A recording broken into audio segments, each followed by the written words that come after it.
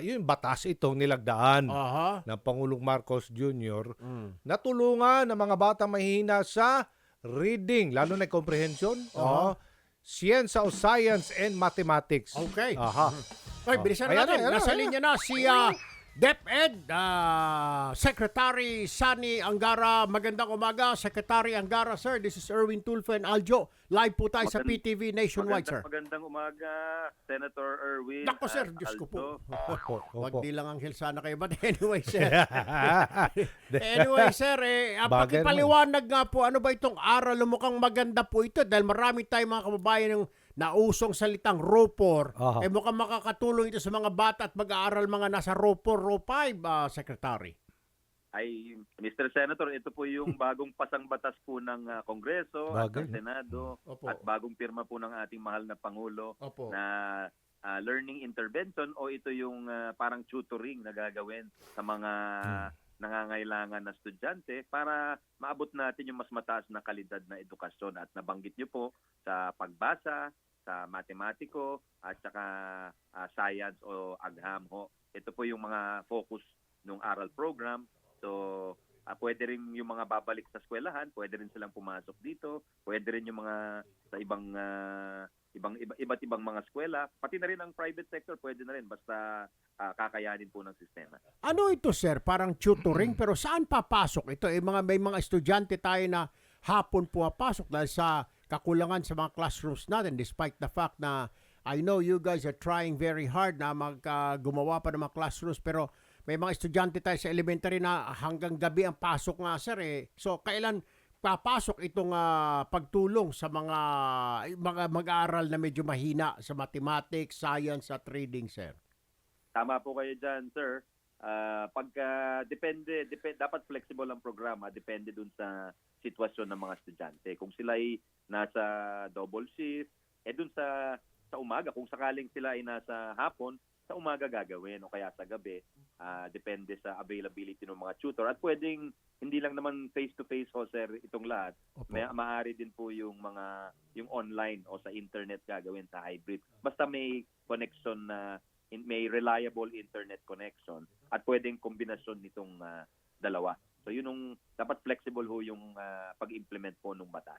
Sa palagay niyo, sir, pag ito ay na-fully implement na ito at gumana na, makakahabol na mga mag-aaral natin because right now sa rating medyo napakalayo natin kumpara sa ibang mga mag-aaral kahit dito sa Southeast Asia. Do you think kahit papano makakahabol na tayo with all these ginagawa ng pamahalaan, ito mga tinatawag na aral law na ito, sir, na tutoring, Secretary Angara?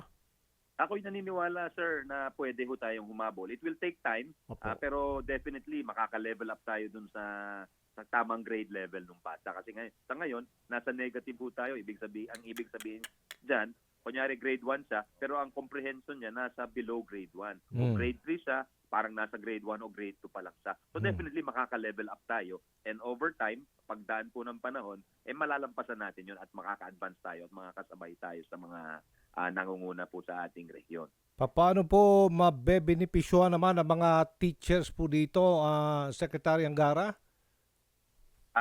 Magandang tanong ho yan at tamang-tama.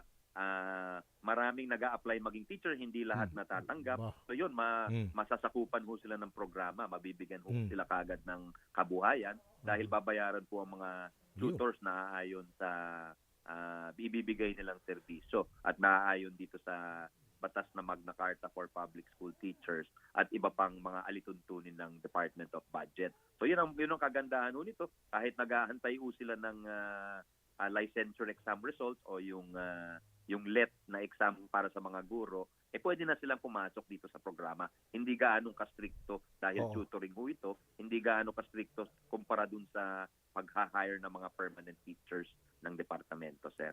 Panghuling tanong na lamang, Sec Sani, mula sa akin, kayo po ba ay naniniwala o hindi dun sa may sinasabi na bobo lang talaga ang estudyante or mahina ang ulo? Is there such a thing, Sec Sani, or where do you think the problem is? Kaya medyo nahuhuli sila, kaya nasa row 4 sila. Is it, minsan, sir, tatay, matalino naman, engineer, nanay, teacher, tapos yung bata, napakahina, hirap na umakyat sa 80 ang grado, puro palakol ang grado, where do you see the problem, Sec Sunny?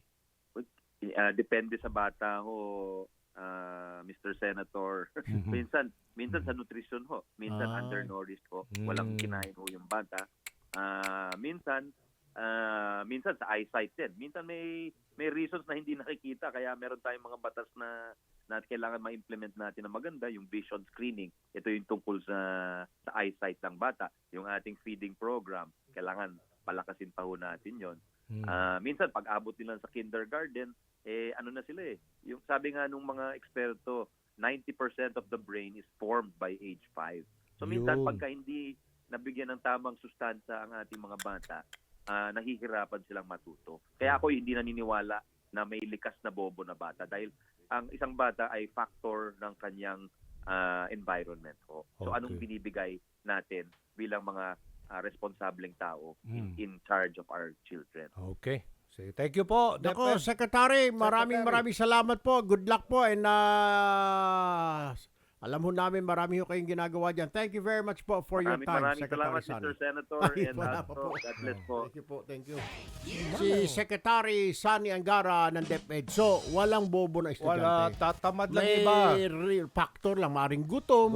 May diferensya yung paningin, mahina yung pandinig. Pag nagaganyan, tinitignan ho nating mga magulang, ano kayang problema nitong anak ko? Matalino yung tatay, engineer, yung nanay, teacher.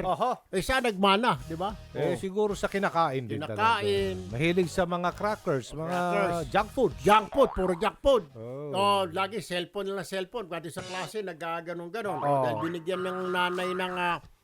ng nanay ng magandang cellphone. Ayan laro ng laro. Ayan. Si nandiyan pala. Si Sir Willie Rodriguez ng National Parents Teachers Association or NPTA.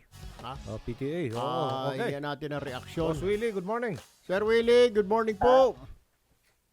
Isa pong napakamagandang umaga, Senator Erwin. Ako, sir. Salamat Naku po. sa pag-imbita. Diyos ko po. Anyway, sir. Salamat po. But anyway, matanong ko lang po, Sir Willie, sangayon ba dito ang parents natin, itong aral law, sasagutin po ng LGU na para maka-cope up yung mga bata medyo mahina, hirap sa math, reading at saka science.